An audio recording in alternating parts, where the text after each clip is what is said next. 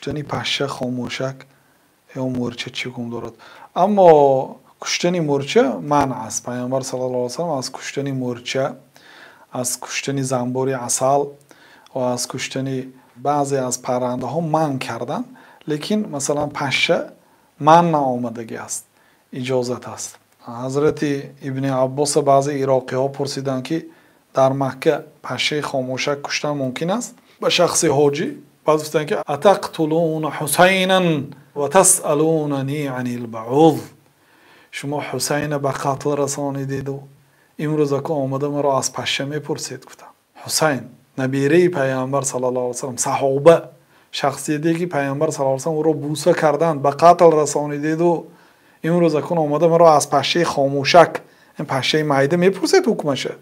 гуфта ғазаб кардам.